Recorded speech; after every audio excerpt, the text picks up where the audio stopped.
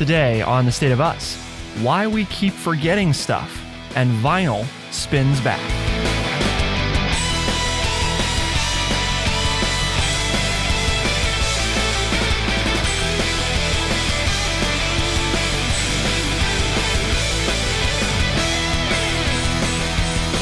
Welcome to The State of Us. I'm your host, Justin T. Weller, joined, of course, today by the one and only friendly redneck liberal, senior resident historian here at True Chat, and that educator of more than 35 years, Mr. Lance L. Jackson. Today, we're going to look at why we're all forgetting things right now. Short-term memory issues and temporary moments of forgetfulness are happening to more of us more often these days, according to memory experts and an article in the Wall Street Journal. We're also going to talk about, and you might say, why are these paired together? Why millennials want their parents' vinyl records. Sales of LPs soared during the pandemic as younger listeners discovered their nostalgic and sensory appeal. See if you can figure out the link. But before we dive in, Lance, what is the word of the day? Well, the word of the day is, wait a minute, what'd you ask me? I said, what is the word of the day? That's bad, isn't it? I shouldn't joke about forgetting things, because I forget enough. Did you forget things. what the word of the day is? Yeah, no. Okay. I was just a little punny there to start the show, but it's really not funny because I have sat here just staring out into space like, what's the word I want to use? What's the word I want? And Bradley has to edit things, so. This one hits a little close to home, but it's nice to know that it's just not us old people that are forgetting things, as we'll talk about in the article. But the word of the day is mensural. I've never heard of this before. mensural, 3 syllables. And in music, it means designating or of polyphonic music in which each note is given a strictly determined value. I've silenced him, folks. He's not sure what to do with this one. I may get a win. I don't know. If I can figure out what to do with it, I just say it's a music term I've never heard. And it is. Yes, I have not heard it. I'm not sure how I would, seeing as I don't understand what the definition means, it might be complicated to attempt to use it. That's why I thought I would get you. Well, I'll help you out. Polyphonic means having or making many sounds. Does menstrual have any other definitions? Of measure. This is a tricky one. Tricky. So we'll see if I can remember that today.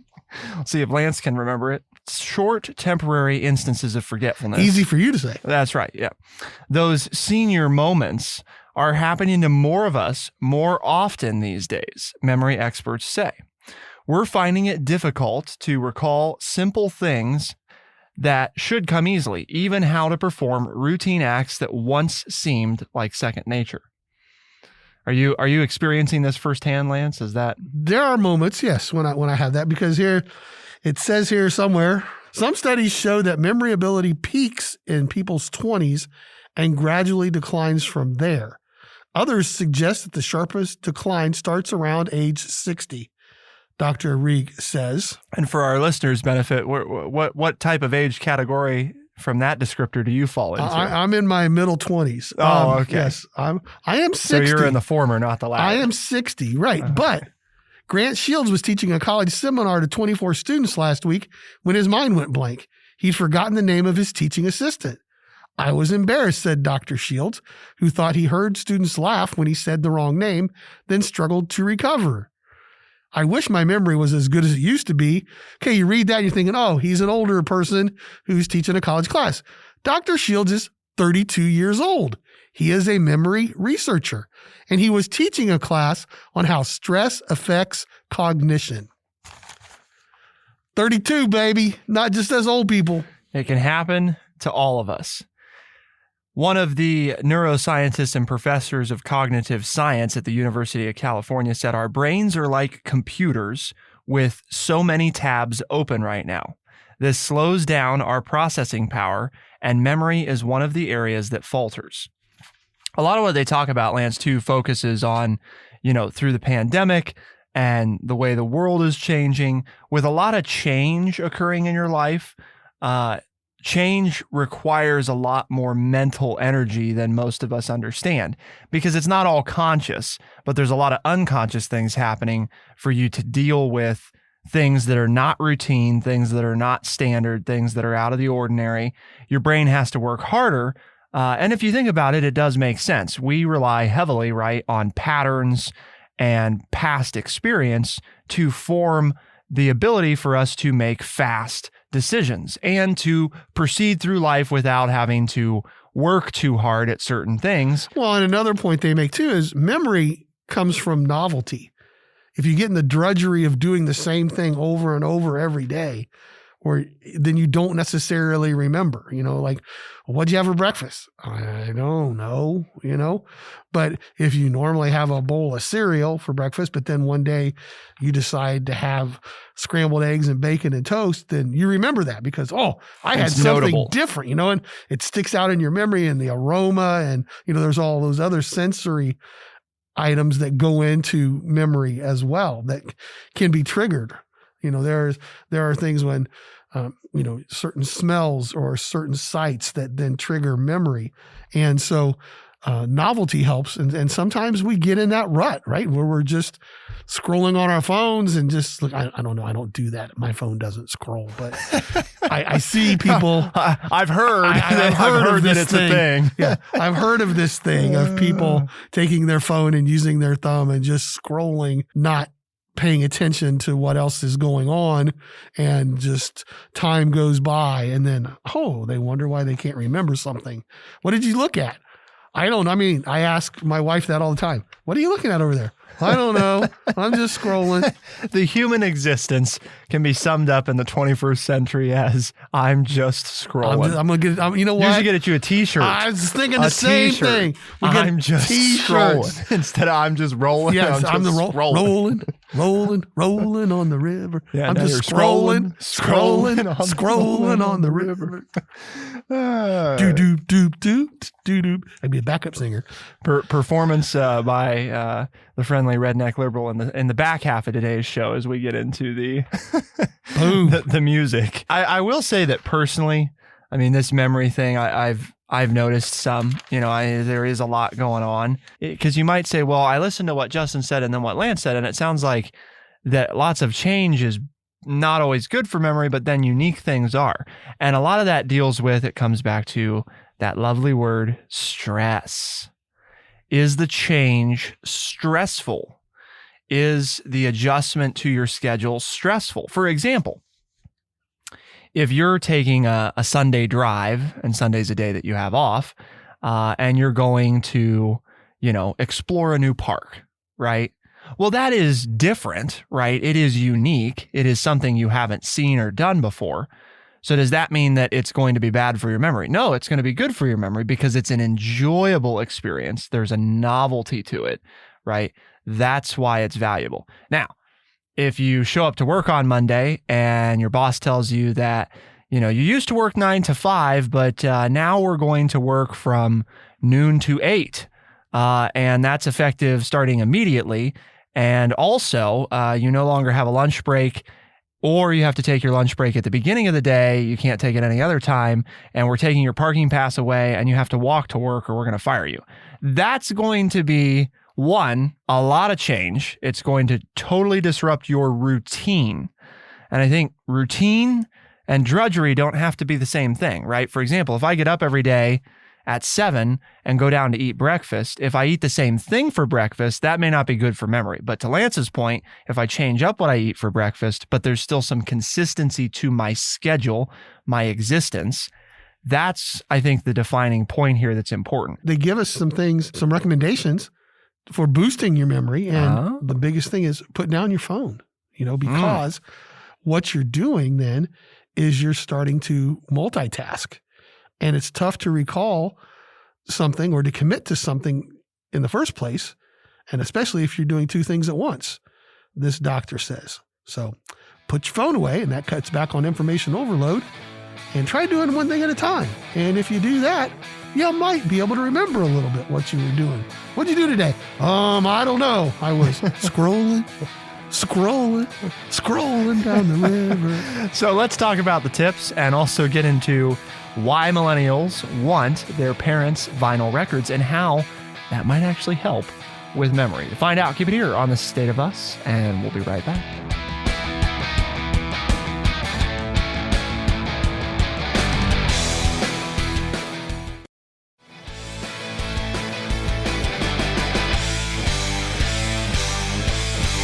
Don't force it. Don't force it. Forcing yourself to try to remember something is counterproductive. You'll become frustrated, and that frustration allows the emotional part of your brain to override the parts of your brain that retrieve memories. Man, this one may be the most difficult one, because what's the natural thing you want to do the minute you can't remember something? Like, dang it, what is that? What's that? What I want? But then why? But think about it. Why do then when we change the discussion or go on, right, 5-10 minutes later, it's like, oh, there it is. Oh, that's what I wanted to say. You get it because exactly what they said. You don't try to force it because you never do think of it. And when you move on, then it's like, oh, I got it. So the next one is stop multitasking, which Lance kind of hinted at before. This was the one that I called out as the absolutely. We've talked about it a lot of times. It's tough to recall something or to commit something to memory in the first place when you're doing two things at once. We've also talked about the vast majority of the population, and don't you dare believe you're the exception out there, listener, as in like 98% of all humans cannot actually multitask. And what do we mean by that? Well, multitasking in the truest sense would be the capacity to simultaneously engage fully in two activities. 98% of us cannot do that. Okay. We can't. So, you say, well, but I got my monitors going and I got my phone out, or I'm listening to music and I'm doing my phone. What do you mean I can't multitask? You're not actually doing both of them at the same time. What your brain is doing, and we did an episode on this, is task switching. Okay, which is the rapid switching between tasks, which is actually bad for you. It's not good. It wears you out faster, and you don't do any task as well because it drains your mental energy to have to flip back and forth between those things so quickly. So that's actually what's happening, which is why if you've ever tried to look at your phone and watch TV at the same time, you look up and you don't know what just happened in the last few seconds because you cannot actually do both at the same time. Or you have some vague, kind of semblance of what took place. Like, I caught a few words, here and there, but I'm not exactly sure what happened. And so what's generally happening is your brain is filling in those gaps for you based on the previous context of what you're watching and where you're at now, and convinces you that in fact you did know all along, when in fact you did not. So it's not good for you anyway, but it's also not great for memory. I love this one. I almost underlined the whole thing, but the actual psychological thing here that works is this will strengthen your frontal lobe, which is involved in both memory encoding and retrieval, as well as stress regulation. Daily meditation, yoga, deep breathing, take a walk in nature, but this is the one I like, right? Connect with a loved one. Have a chat, give a hug, have sex. Intimacy reduces stress by making you feel loved and cared for. That says it all, right? And get some sleep. More intimate. That was the last. More, what do you do after you have intimacy? You go to sleep. Go to sleep. And this clears out the toxins in your brain so that your mental processing can start to, unfold. Uh-huh. So there it is, folks. We're telling you right here from the doctor himself, talk a little bit, have a hug, have some intimacy, and makes you feel safe and sound. And then you go to sleep and all the bad toxins clear out and you can remember stuff. That's right. You probably remember that you had intimacy. Like, what just happened? I remember.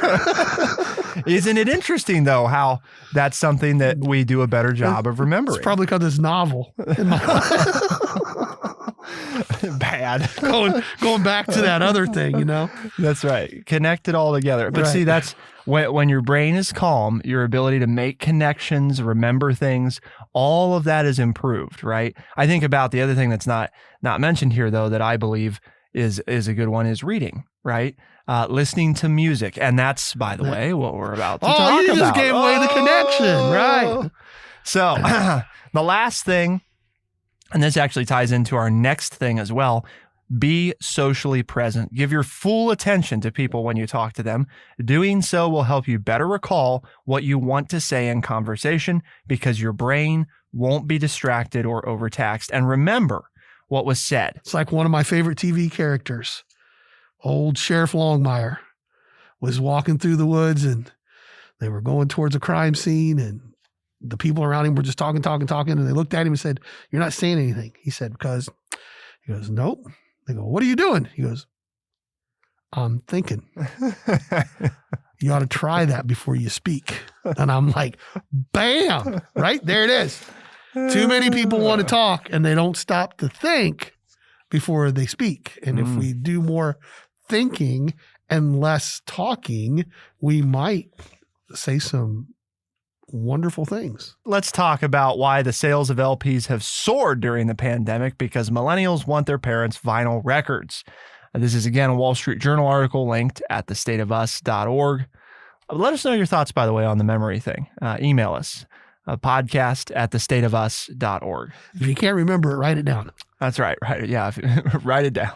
The vinyl revival began more than a decade ago with budget turntables and a limited selection of albums sold in trendy clothing stores. But last year, the format's popularity surged in the United States, selling 41.7 million units, up from 21.5 million in 2020. LPs outsold CDs for the first time in 3 decades. For the first time in 30 years, vinyl outsold CDs, as well as digital albums. Did you catch that? I know. Vinyl outsold digital albums. Amazing. According to a report from MRC Data Billboard. People are starting to come around to my way of life again, right? Mm-hmm. What's old is new and what's new is old. So the spike has been driven in part by younger listeners nostalgic for an era when music, and maybe life in general, seemed more hands-on and fun.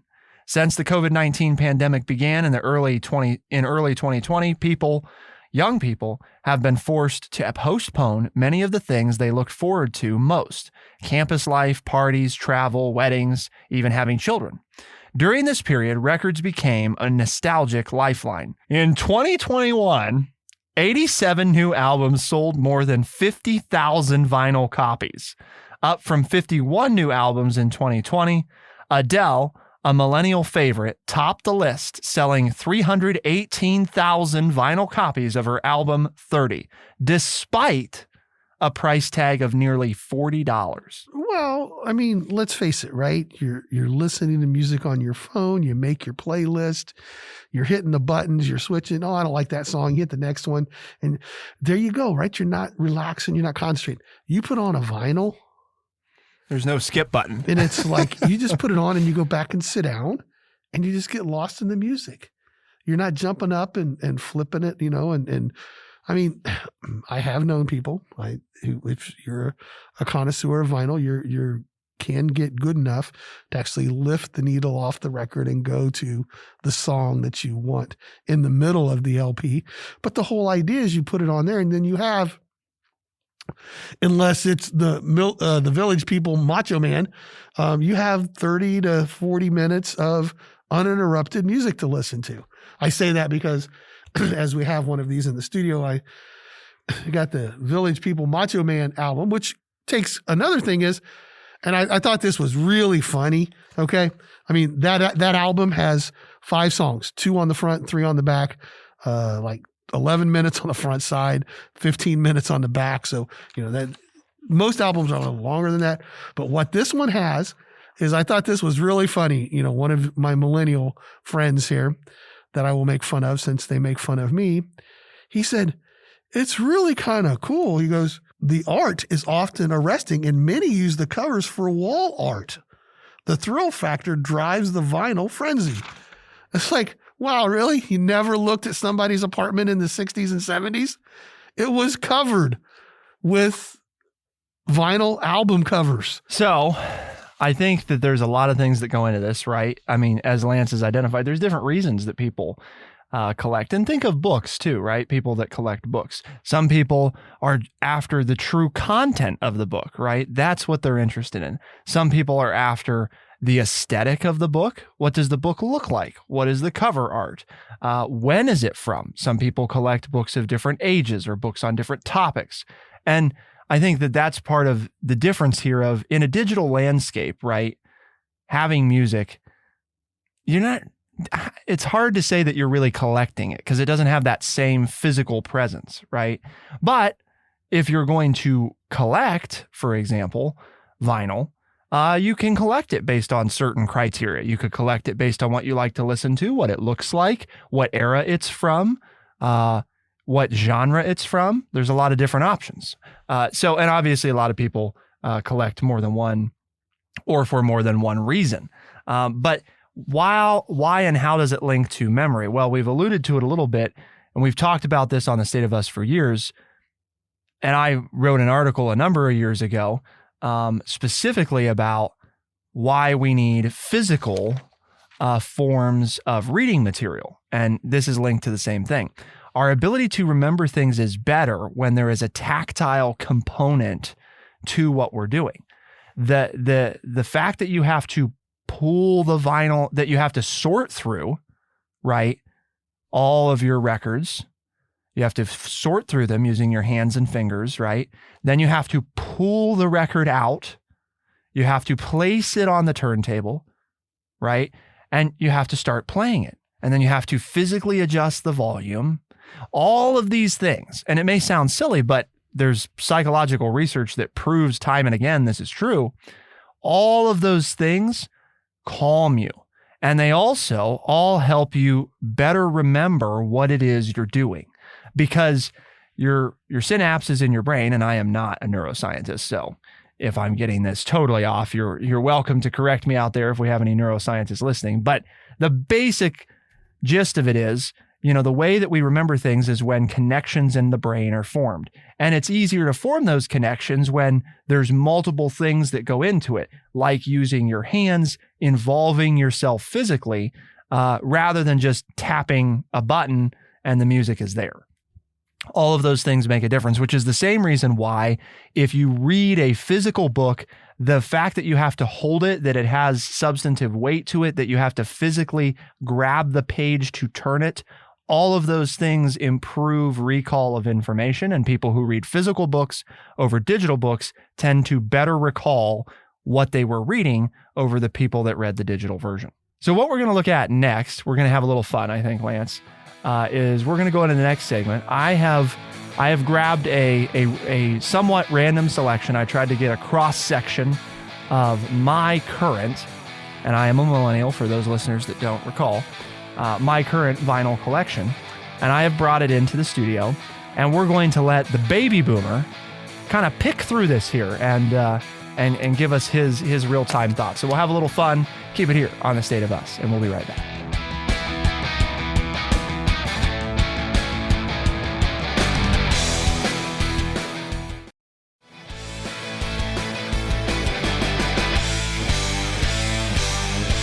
Stacks and stacks of red hot wax, Lance. What do we got?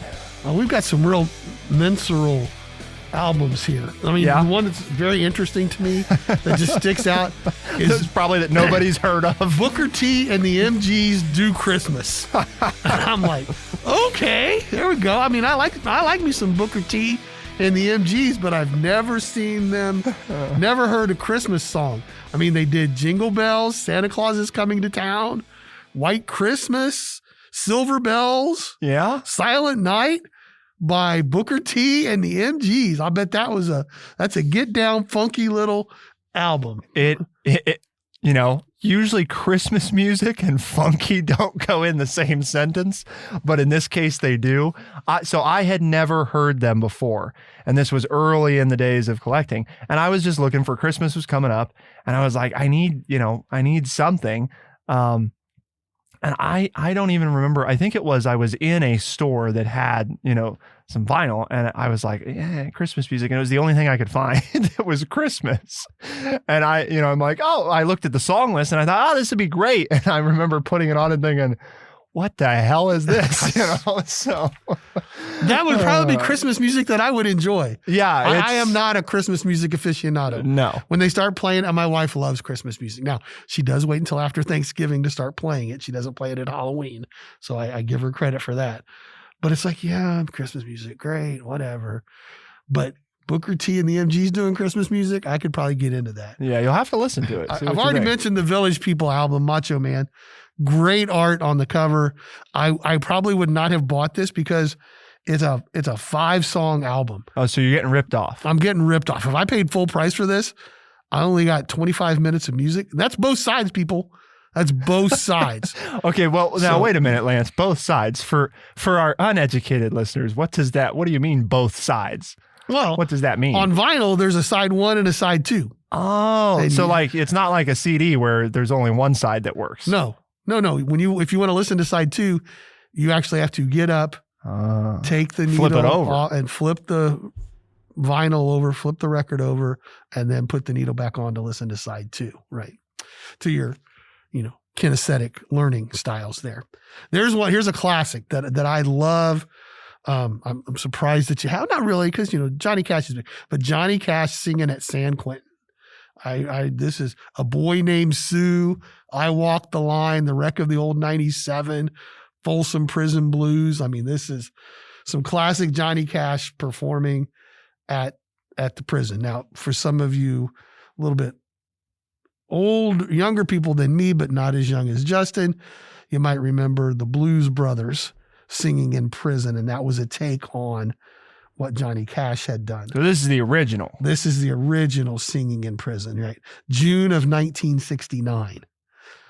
Johnny Cash went to prison. So you're pleased that I have that? Yeah, that's impressive that you did that. It's in pretty good shape, I think. Yeah. Well, given its age.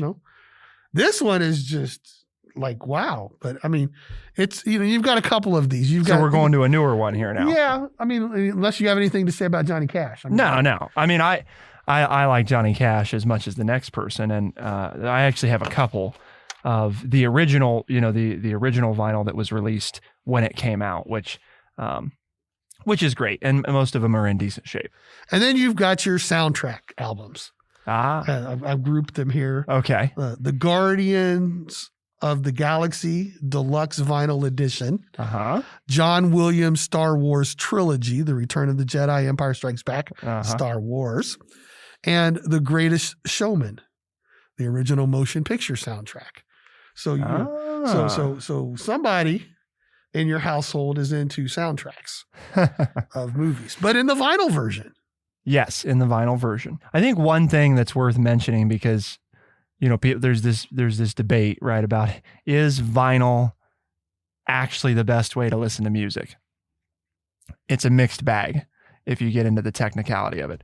The reality is that music, right, most music, and what I mean by that is if you're singing or if you're playing a real instrument, that type of music is analog. Because what is analog? Well, it's a physical medium, right?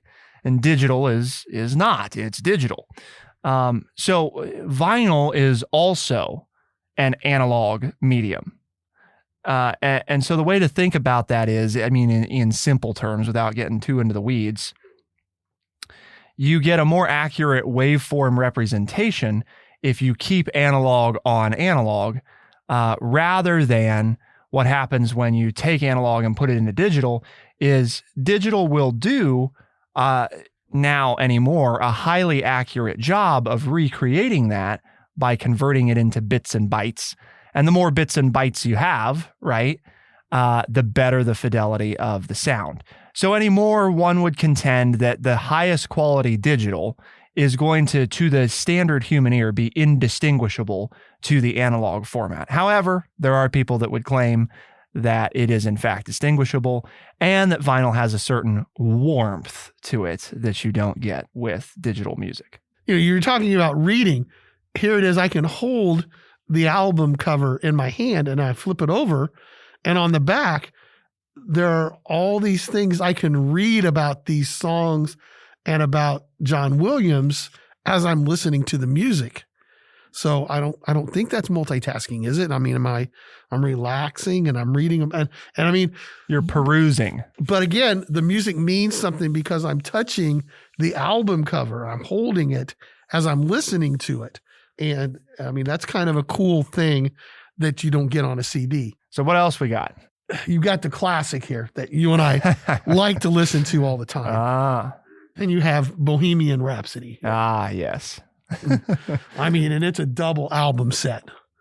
So we're getting the value here. Yes. I mean, Okay. you got 4 sides, I mean, and everyone's a hit. I mean, Fat Bottom Girls, Killer Queen, Crazy Little Thing Called Love. Another one, Bites the Dust.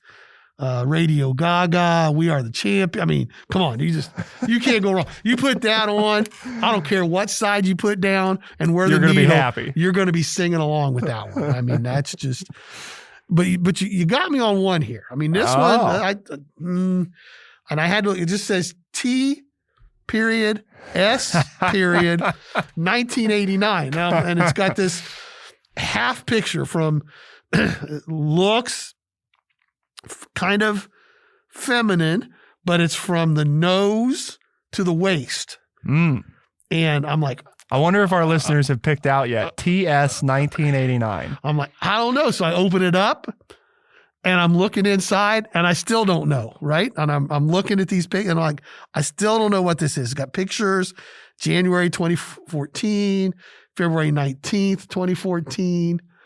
But then I notice up here it says Love Taylor. And I'm like, oh. Then I turn to the back and it says executive producers Max Martin and Taylor Swift. And I'm like, I got me some Taylor Swift in my hands. That's what you have. But yes. I was like, you have her. The album is it's called 1989, even though it wasn't released then. That's the name of the album. Gotcha. Which you'd be forgiven if you had no idea that was the case. No, I mean I know who Taylor Swift. I like some Taylor Swift, but I did not get that one at all. So did anything else stick out to you? He's physically sorting them right now. Yeah, so he's moving them around. He's got the piles going. I mean, I kind of like the Pete Fountain albums along with Chet Atkins kind of intrigue me. You were intrigued. I was intrigued. The Best of Pete Fountain, 2 record set, and Something Misty by Pete Fountain, and then Chet Atkins' album Alone. And I'm like, well, that's a kind of a interesting dichotomy. Yes. I mean, people might not usually set them in the same. Nothing wrong with that. It's just, I was just like, I don't know. And then I got excited, and then, you have this entire collection of Glenn Miller songs. So 70 of his greatest original recordings. So that could be a whole evening's worth of listening there. And it was for me actually many times. That's the story that begins it all when I was about 12 or 13 years old. And my grandma pulled that out and put it on her record player. And that was the beginning of vinyl for me. There you go. And then, of course, I still have it. But that was a big deal, when Grandma and Grandpa got that back in the day, because they loved Glenn Miller. They grew up with Glenn Miller. Sure. And they got this collector's edition from Reader's Digest, this lovely set of, as you pointed out, a vast collection of songs. And you could truly, that'd be your whole evening, right? I mean, you don't even need to get out anything after else. Dinner. You're doing dishes together or whatever, you put on some Glenn Miller and you're dancing around in the kitchen and then into the living room. And then you have that evening of intimacy and you remember it, right? I mean, there's the connection of the show to wrap it all up there. But I just got to mention this last one. Probably the most obscure of all. I got so excited because it's from 1975 and it says The Sunshine Band, The Sound of Sunshine. And I'm like, oh, Casey and the Sunshine Band. That's the way. I like it. The story there is that it was a small town store and we were just walking around. We walked into, like an antique store and the owner was playing this record. Oh. And we were just walking around and looking at stuff and I was listening. I'm like, yeah, this is nice. I've never heard this, but I don't know what this is, but it's very sunshine, Right? It's very, It's very kind of easy, upbeat, easy listening, Good shopping music was what I was thinking, Nice to kind of peruse and be at ease. And that's what he was wanting to do, right? He's wanting to have people walking into his store buy something. That's how. And I just asked him if I could buy it. And so you bought it off the. Yes, you bought it off. They took it off record player. The record player, put it in its sleeve. Hey, I don't want anything else in your store, but I want the vinyl that you're playing. I hear what's being played. I would like that, please. All right, I want that one. Well, you can't buy the Muzak machine. That's right. That most places have going. So that's kind of an interesting story that you actually bought the record that the owner was playing to try to get you to buy something. Good business, right? I mean. Because most people, I'm sure, have never heard of the Sun. I mean, I had never heard. I don't even know. They're hard to look up and find, much on. But The Sound of Sunshine is a third studio album by the American funk and disco group KC and the Sunshine Band. The album was produced by Harry Wayne Casey. The Sound of Sunshine is an instrumental album, and it was credited only to the Sunshine Band, because singer Harry Wayne Casey did not perform as a vocalist, but he did co-produce it with his partner. Wow! All right, now I'm interested. Now I'm very intrigued about this. The album features an instrumental version of "Rock Your Baby," which had been a hit for George McCrae in 1974. So there's your backstory. But see, most people would probably never buy it because of that. They wouldn't have known. That was the case. So, I may walk out of the studio with that one. All right. Good businessman though, right? I mean, you put the record on and somebody's listening like, yeah, this is nice. But there's some minstrel music on that one. So Lance, why do we have this conversation today? We have a mission here at True Chat, and it's to educate people by providing honest, open, and respectful conversations. I do love doing the show, and I love that you listen. And if you're talking to your family and friends and you enjoyed the show, tell them they need to listen. And you can find us anywhere you find good podcasts, Spotify, Apple Podcasts, and all those other places. You know what they are. And come on down to Funky Town and spend some vinyl with us and sit down and relax and listen to us and tell your friends about us. And we'd love to add you to a listener. And I threw a shutout today. I won 2-0. Question to our listeners is, if The State of Us put the first ever episode back when we were the Current Issues show on vinyl, how many of you would buy it? Oh, I'd probably buy 4 or 5 copies so I could give it to family and friends. Here you go. Free for everybody. Like, how about Christmas? Heck am I supposed to do? Can we do a Christmas? A Christmas giveaway? Christmas album? A Christmas album? Yeah. Oh boy. We should do a Thanksgiving album. Because we do a Thanksgiving show. That is true. We do. We could do the best of Thanksgiving with The State of Us. And we could select from this music selection and put it underneath. And people would love that. So you can hear us Tuesdays and Thursdays as a podcast, and of course on the weekends across the United States on AM and FM radio stations. Lance was successfully pitching that shutout today. For The State of Us on True Chat, I'm Justin T. Weller. I'm Lance Jackson. Special thanks to Bradley Butch, and thank you all our audience for putting up with us. We'll see you next time. Be the change.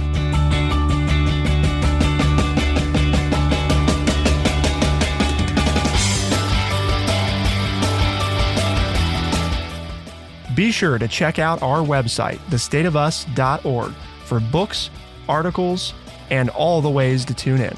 thestateofus.org.